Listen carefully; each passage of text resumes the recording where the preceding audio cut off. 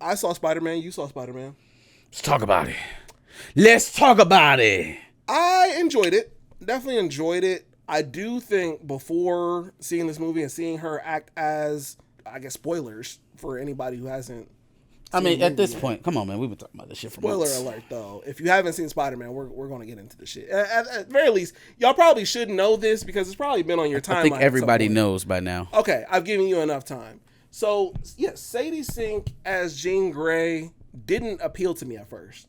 Like, I didn't see it. When I think of Jean Grey, unfortunately, I think of, was it Famke Janssen? I just didn't know where I was going to see Jean Grey in her. And I think this movie did a good enough job at, like, especially towards the end of the movie, proving that she can do this. She can do this, I think. I mean, she's a fine actor. She did good in Spider-Man. No complaints there. I guess my trepidation comes around the portrayal. Jean Grey was out there murking folks. Like, she murdered some people. So I'm like, okay, you know, this is supposed to be like not Jean. If you told me Rogue murdered somebody before she ran up with the X-Men, okay, that makes sense. That makes sense. Rogue was already of dubious hero status at best. You know what I'm saying? She was kind of out there. Plus, she Mystique's girl. What else do you expect? If you told me Emma Frost killed somebody before she joined the X-Men, of course she did. Hellfire Club. You know what I'm saying? Plus, she's just naturally a little bit devious in nature. Hell, if you told me Kitty Pryde fucked around and was maybe messing around with Hydra or something like that, and she fucked around and killed somebody, or the Hand or anything like, not the Hydra, the Hand, you know, maybe Kitty murked somebody. Jean Grey just mindlessly bodying folks on her way to try and go touch MJ too. That was the other thing that really fucked with me. I was gonna say this quickly was kind of crazy. Fam, so I understand you looking for your sister, but you gonna kill Mary Jane looking for your sister? Yeah. Like, hey man, listen. Yeah.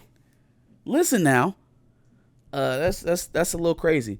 At least feels like a complication to me, because now we're gonna have to rehab that. We have to tell a decent story about how she comes back from that. I'm sure the idea of her like commandeering the bodies of you know 20,000 people in Manhattan all at one time is going to need to be accounted for too. Or we can just treat it like Wanda and pretend nothing ever happened.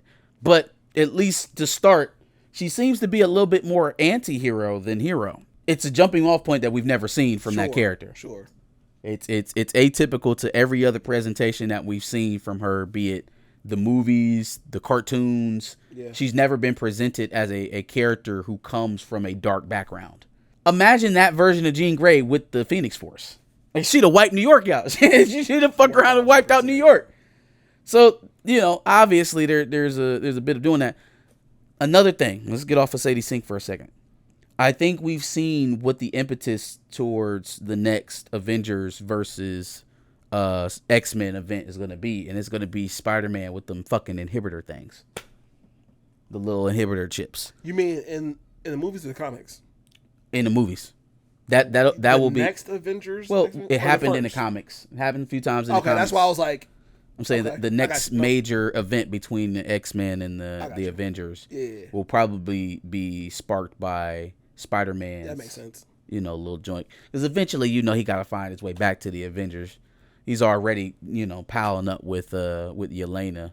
So I don't think that's going to take too long for him to become a new Avenger. But they're going to want to kill him over that. Mm-hmm. They're going to want to take his ass out over that. Yeah, I can see that. Or it could be, they could just fast track it and make it happen here in Doomsday.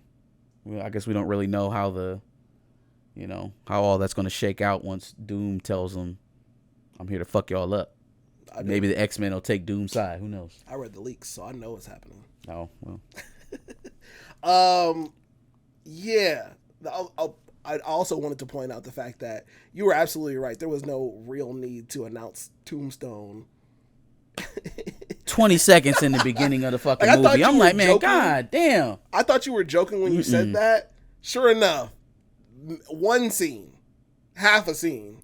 I wanted to hear him say something like, I know it's a Caucasian under this mask. You want to know why? Like, say something, say some slick shit. I thought that's what they got him for. Nope. Man, they didn't put this man in prosthetics His crazy ass Tyler Perry wig on him. Say this little slick shit about how it's gonna take me to smash you into pieces. Oh, man, weak ass line. Let him freelance. Yeah, y'all don't watch Black Lightning? Nope. We don't give a fuck about that. We need him for 20 seconds. Man, I thought Tremel Tillman did really good though. As the Department of Damage Control head. yeah. I mean, and then it was lying okay. to. I was like, yeah, he's lying. The second I saw that, I was like, he's fucking lying. He was cool. I think that they shaved off some of the Metzger, that's his name. Metzger, yeah. They shaved off some of the sharper points of that character, and it makes me think about how they're going to handle the mutant situation altogether. You notice there was no oh, these mutants we need, or these superpowered individuals are dangerous and we need to eradicate them. We need to keep them under control. He was more so on the wave of, we can use these powers. Like we can exploit this. And so in that way, you take away the whole aspect of the battle between Homo sapien and Homo superior. Mm-hmm. There's no conflict between their very nature of being there, right? For the X-Men, it's not just that they find conflicts with the humans. It's the fact that they exist means humans are going to be eradicated at some point. They see their mortality look at them in their face. Yeah. Right? They see their next link of evolution where they can't go. And so that conflict breeds so many X-Men stories. If it's now just let's turn these guys into weapons, it's just like a big ass super soldier thing all over again. It's just a big ass Weapons X thing again. Yeah. It's stuff that we've already done. It's Sokovia Accords. We need to register all of these mutants and make sure we know where they are and what they. So we doing Sokovia Accords Part 2. They're getting closer back to, or at least for now, right? This is one movie that we've seen a major mutant in, but it seems like they're setting up a track to kind of run congruently to what they've already done, as opposed to dipping into that racism, the bigotry around the mutants. Yeah, no, I mean, as a Spider-Man movie, I do think this was a solid movie. I do agree with your sentiment that this is probably one of, if not the best, Holland Spider movie. What do you think about the ending where they do the handshake, or how's that gonna? I didn't. I've seen some explanations. I don't like it either way. Like Ned has magic, or I don't know. I've seen that Jean Grey might be controlling him, or might have helped with the situation at the very least. It wasn't very clearly explained. So if I had any critique about the story, that would probably be one of them. But I don't know.